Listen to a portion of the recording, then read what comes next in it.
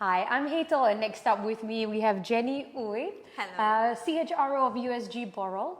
Jenny is super established in the HR fraternity and very well respected. I've also had a great opportunity of working very closely with her for a really small project, which is now obviously a really big project as well. A little bit about Jenny. In 2012, she was recognized as a Grand Gold Award winner for HR Leader of the Year by MIHRM.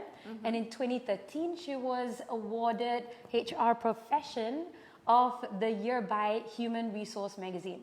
On top of getting all these different awards, she's also co-authored a book called The Leader's Daily Role in Talent Management. That's right. Which is pretty cool because I'd gone to a conference and I was looking through all the books over there. There was a shelf curated by MPH, and I saw Jenny on the front of the book. It's really, really cool stuff. She's also a certified Marshall Goldsmith coach, and Jenny is also the chairman of the National HR Leaders Council under the MIHRM group as well. She's graduated from the Royal Chartered Institute of Management Accounts from the UK. Started out as an accountant, today full-fledged HR professional, and obviously a huge influencer and an authority in the HR space. Jenny, it's a pleasure having you here. Thank you, Hazel. Thank you so much for being with us. Thank you. Great. So can you tell us just very briefly, for those of us who don't know, who is USG Boral? What do they do? We are the world premier drywall producer. Nice. Right? So it is a combination by two great companies, US Gypsum and Boral. They're worldwide established building products producers. Coming together, Boral having the footprint in Middle East and Asia, and USG with the technology. Right. So for those of us who have no clue what this actually means, you probably would see or experience a gypsum board probably every minute of every moment of your life. So what's a gypsum board for those of us who don't know? So Hazel, I must say, prior to joining USG Boral, I myself didn't know, I've never heard of USG Boral. Yeah. Okay. Until I joined and I realized that, I'm going to take this time and share something. It's for your own health. Yes. Right? We spend a lot of hours in a day under a plasterboard, right? A drywall or walls, right? In the office and at home. Many a times, we don't take note of what material is up above our head. Yeah. You use the wrong brand, there are chemicals. You breathe, you sweat, it won't dry up. Yeah. Okay, and from there, it will become musty, the room, and it has fungus. Yeah.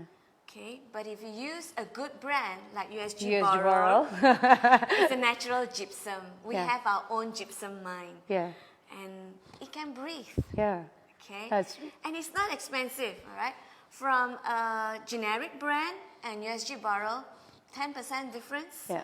You don't have to change the whole room. You can change just your bedroom first. Yeah. Right? And try that. Yeah, it's really cool stuff because I had no clue what USG Boral did before. I had no clue what a gypsum board meant.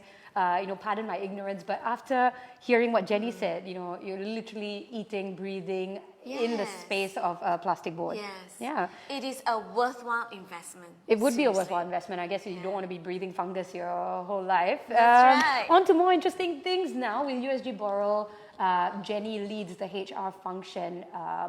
And obviously been doing an extremely fine job as well. What is the biggest transformation that USG Boral is facing in the next few years? It is a new joint venture between USG and Boral, like I said. So it's about 2 years, going to 3 years now. We want to do business in this building product industry like it's never done before. Right. All right. So to answer that question, it would be wise for me to answer that a healthy company looks into 4 areas. Right. Customers, operations, financials, and people. Fair enough, yes. Okay. So the major transformation, there is one item happening in each of this area. Okay. For customers, we're going to look at ways on how we interact with customers differently, how we help our customers differently. Yep. We are not just selling a product. We're selling a solution. We want to know what keeps our customers awake at night. Very important. Right? Very important. And how do we interact with them real time? We use apps, we use local touch points. I can't go into details here, all right? Yeah. But bottom line, we see a change in our business. We see a change in customer feedback. Right. Okay, so that's on customer. Yeah. Operations, we are building new technology, bringing in. So recently, USG Boral, we won 3 great awards. First is we are recognized by the Global Gypsum Association as the Global Gypsum Company of the Year. That's fantastic. All right, so that's our first award. So USG Boral's winning awards, Jenny's winning awards, everybody's winning awards. We are happy. So that's the global, so it's a global award, right? World's best. Number 2, the world's best plant is our Thailand Saraburi plant. Nice. All right. And the world's best product, we won it too. Wow. Is our sheetrock plasterboard. Lighter, more durable, okay, and better technology. Fantastic. Yes. So what's going to change big time for USG Boral in the next few years? What do you think is going to be the biggest change? Very good question. So that brings us to what's the transformation that's happening in the people space? Culture. I really believe in this statement that culture is strategy for breakfast. Some of you may have heard it and wonder, what does that mean? Culture is strategy. Yeah. Let me share with you in a very simple way. You eat breakfast every day. I eat breakfast every day. And some of us eat the same thing every morning, so much that you can eat with your eyes closed. That's true. Okay? Now, what if your culture eats strategy for breakfast? How does it mean? What does it mean, right? So if your culture is so appropriate for your business, give whatever strategy, the organization will execute it, eat it up like breakfast. All right? Nice. So invest time. If you don't have time, invest. If you don't have time, don't have resources, whatever HR transformation you're rolling out, it's not going to work. Make sure that it is linked towards building a culture. Right. Otherwise, it's not going to work. Exactly. Yeah. And it's a very steep slope upwards anyway. That's right. So, Jenny, this is always beautiful in theory. You know, the books say it the best, and that's probably where it stops.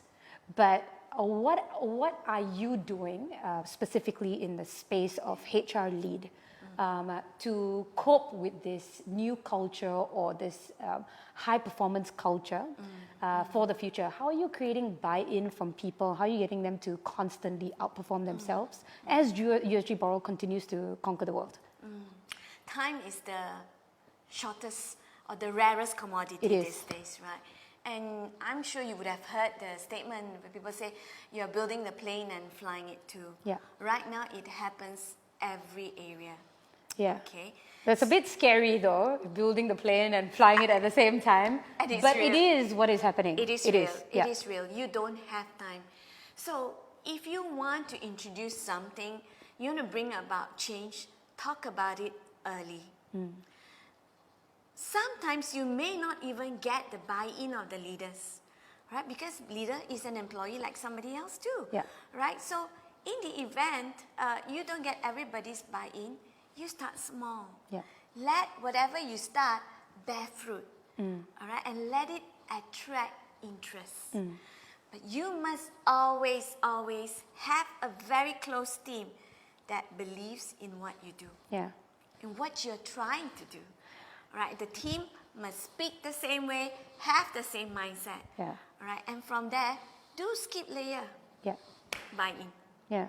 So Jenny, can you tell us, a specific thing that you've done recently to accelerate the culture or the growth of your people? And what did you do? What does it mean when you say start early and also start small? Okay, all right. So one very good project that we are happy is we recently implemented success factors in USG Boral. Okay. And this is not an advertisement, okay? It is not. It is not. It is not. So as you would know, that it is not easy to implement a system. It's not. Any system. Okay, so just for those of who are watching who don't know, what is success factors? Okay, success factor is HR solutions by SAP. Right. It's basically, for those of you who don't know, it's like an internal, not Facebook, but internal LinkedIn platform for people to be able to, kind of, not LinkedIn platform, but kind of. That's one of its modules. One of its modules, It is actually the whole HR system. It has the brain behind it, the data center. It has where you apply your leave, how you run compensation, how do you do training, Yeah. all in, yes. And Yeah. you're right, the linking the employee profile is one of the modules. It's very cool. Those of you who've never seen it before, when we were working briefly with each other, the first time I saw it, I thought, wow, this is really cool. But not many people think it's cool when it adds more workload to their life, basically, right? So how did you go about getting the buy-in? How did you start early? How did you start small? One of our great story, our partners will tell us, and they say they have never seen it before, is from the day the CEO, my boss, signed on the paper, approved, immediately the vendors came in the following Monday, and we hit the ground running. Yeah. And in 10 weeks, or rather 8 weeks, you minus 1 week for Christmas, 1 week for Chinese New Year, the system was live in 4 countries. And another 10 weeks, it was live in the rest of the world. All right. So it's an amazing achievement. Yeah. How we achieved that was, the truth is, we talk about it 1 year before it. Every country that I go, I'll bring it up. I say, we have this idea. What do you think? And I repeat that in each country. Yeah. All right, for Yes, one whole Jenny year. definitely repeats. She definitely constantly uses the same consistent language. Yeah. Yes. Yeah. And working with the HR leaders in all these countries, we are a very close-knit team. Yeah. Right? And then with that, it became their language too. It did. They speak the same. So sometimes if you talk about change, you talk about buy-in, you talk about culture transformation, the rule of thumb is talk about it, live it, show it, Yeah. and people will believe it. Yeah, absolutely. So a lot of companies use technology, I guess, HR technology to drive processes, I think. You're using technology for a very different reason. How have you used Empower to drive culture and performance? How do you think that's really going to accelerate it rather than the traditional ways of using technology? Yeah. I'm happy that you still remember that it's called Empower. Oh, you repeated it enough times. I think even if I have dementia and I forget everything, I will remember Jenny and I'll remember Empower. Yes. So even the system, we call it a different name. Yeah. Like I said, if culture eats strategy for breakfast, and all of us have very limited time every day, right? Yeah. So you want to make sure that you use whatever limited resources you have to nail the most crucial. Yeah. And in our case, it was cultural transformation because we want to significantly move the way how business is done, right? So number one, we felt that through a system, we can nail or kill many birds with one stone. Yeah. And it starts with calling the system Empower. The system will empower employees to do things differently for themselves instead of having to go to HR. Number two, we changed our compensation methodology. So even while the vendors were helping us install SuccessFactors or Empower, and we were telling them this is the analogy, this is the rule, the gentleman was saying, I've never done compensation this way. Yeah. Right? So we had to sit down, shadowing the formula, the analogy behind it, and all those things. And it's very cool. He enjoyed building it with us. Yeah. Right? He spent weekends and so every aspect of it. And what we really believe is goal setting. Right?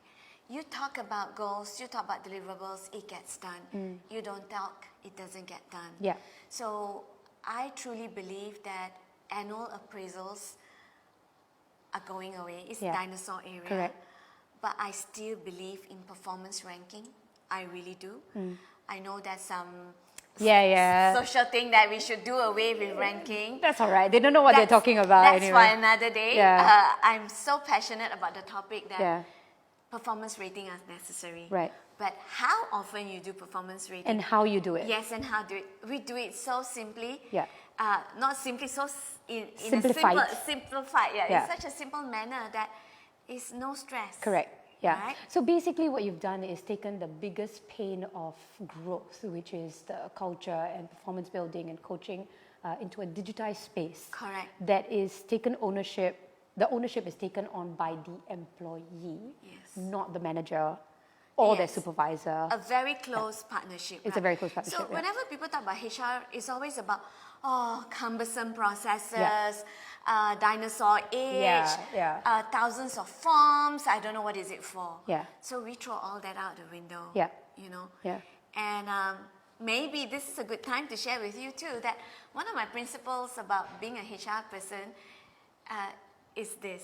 So I'm going to start with a question. I would ask every HR person, are you a business person in HR or a HR person in business? I like that question. It's quite confusing, huh? Maybe I should ask again. Yeah. Are you a HR person in business or are you a business person in HR? What are you? Long ago, I would say I'm a HR person in business. Yeah. Right? I represent HR. Yeah. What's wrong with that? Yeah. But I realized it clouds my mindset in a different way. True. I'm now a business person in HR. I'm in HR because it has to help the business. If it doesn't help business, forget about the HR processes. Yeah. Okay. Yeah. You've seen many HR programs being rolled out. And what's the usual thing, right? The HR team, everybody gets a new t-shirt, a new hat, there's rah-rah in a town hall. Yay, rah-rah, right? That's the first month. Yeah. Second month, only the HR team, rah-rah. Third month, only the HR leader, rah. You sheepishly do it, right? So it doesn't work anymore. Yeah. If you need to roll out any HR transformation, it has to be woven in with the business. Agreed. Totally agree. So now, CEO probably, very clear about what he wants to do. I guess a lot of CEOs these days are also very HR-centric in the way that they approach things. Yes. HR's also got a great mindset. They're implementing technology to accelerate culture and growth performance. Now then you have the business leaders who are supposed to kind of, engage with these technology, engage with the vision, and then cascade it. So what do you think is something that business leaders in general, in your experience, across your many years of being HR, what do you think business leaders constantly miss out on or lose sight of when driving growth or performance in their talent? Yeah, so business leaders includes myself, right? I fall into the same trap as well. Right. I think that takes a lot of guts and a lot of good self-conviction to be able to say that as well. Yes, right. So we know what we should theoretically do, but to execute it is really tough. Really tough, right? Yeah. This is a VUCA world. Things change so fast. VUCA, volatile, unpredictable, complex, ambiguous. Right? With things changing at the speed of light, sound, right? It is so difficult to keep an eye on the future needs and the current thing that is shouting at you that needs attention. Yeah. So sometimes what is missing for leaders is that constant, continuous prompting. I call it discipline, right? That constant discipline to pause. How am I doing for the future? Am I building for the future? Yeah. Just like building a computer, right? We don't have time right now to get everything perfect and launch it. Yeah. Right?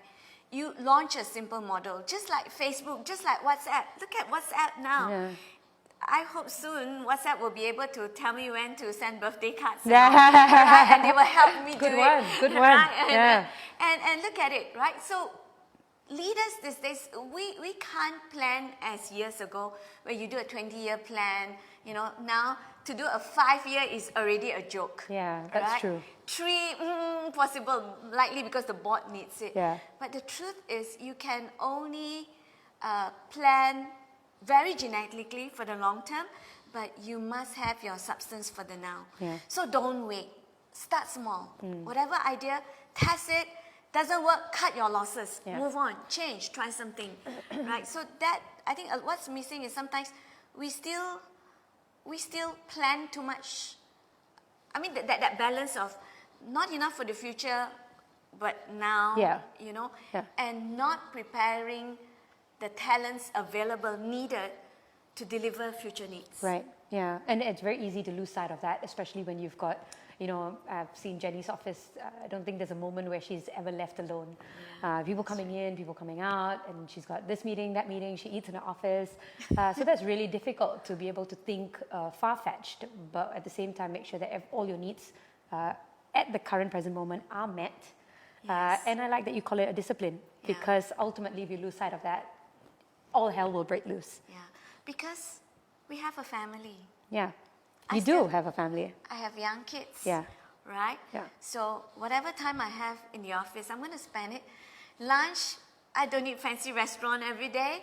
I can eat in my desk. Yeah. That allows me to go home and be with my family. Family as well, yeah. So when it comes to innovating for the future, being ready for the future, what do you think is a critical need to begin to think about? I know you guys are already doing quite a lot of innovative stuff, but for the HR folks out there, what do you think is super critical when it comes to innovation in the space of HR? Number one priority. I sometimes wish, not sometimes, I really wish that HR folks are more interested in business.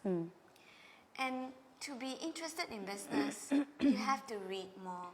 You have to interact more. You must mix with others more, right? Who are your lunch partners? Is it always the HR team? Something is wrong, right? So I really think the only way to grow in your knowledge, in your ability to innovate, is to learn more. And that's missing. That interest to understand the business, your skills to speak as a HR person. I think communication skills is a must. Critical, It's critical, right? For me, I listen to a message, a podcast, a TEDx every morning. I know, and Jenny came in here today, I guess also wishful thinking lah, but she had like probably a 10-15 minutes drive here, and she was reading a book while preparing for the interview as well. But she wouldn't let me take her book, but just holding on to that book, and it's a pretty cool book as well. Jenny, you've come a long way. You started out as an accountant, and today, if I mention Jenny Ooi, to anybody in the HR frat, they would know who you are. No. It's true. I mean, I didn't know Jenny Ooi before because I obviously didn't know enough. And then once I knew Jenny and I, started, looking around for conferences, I started seeing Jenny popping out in different conference spaces. And I think last year you were also speaking at a Global Leadership Summit. Yes, that's right. How does one become known as, I don't know how much you would like this question, but how does one become an influencer or an authority figure, somebody that people truly respect in a typically not really well-liked position, which is HR? You're very frank. Yeah. Yes. How did you do it? And, I think, I'm sorry, okay, I'm just going to take this back again, okay? But if you look at Jenny, typically she would be surrounded, predominantly by males.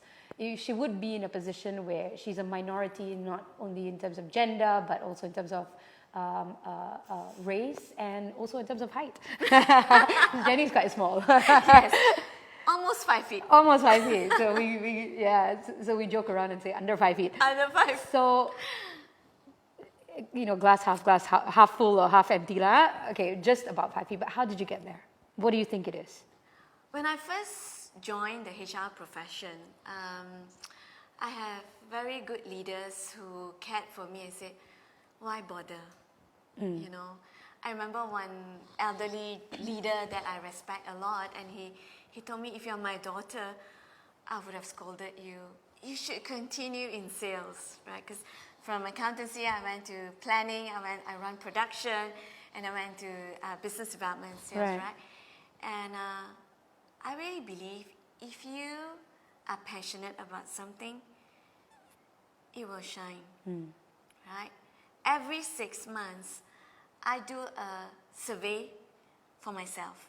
Now it's available online, free. All sorts of survey. I'll do communication skills. Assessment. I'll do personality profiling, handling stress. All right, and I think I still do. To the annoyance of sometimes I think maybe my husband said another survey, and I said This is like a self-assessment. Self-assessment, right?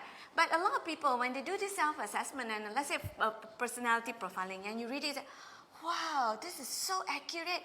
That's me. And you read up all the strong points. Yeah. I used to do that, right? But now I will do it and I'll read it from the perspective, if my boss gets hold of this document, he will notice all the flaws. Maybe my husband, my children, right? And so that's why it is important for you to know what's your core strength and be really good. If you're not someone who can speak and you want to be a salesman, someone with natural talent will just roll downstream. But you are rowing upstream. All right, so that's difficult. So to your question is, I think because passion, Yeah. passion drives hunger Yeah. to learn, Yeah. and hunger drives energy, and that could be, I don't know, maybe it is attractive. Yeah. Perhaps. Wow, I like that. I think like so. that.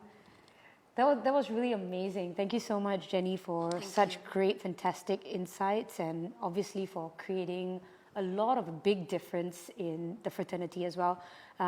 Once again, thank you so much, Jenny, for being with us. Really, really appreciate it. Good to meet you again. Thank you. Thank you.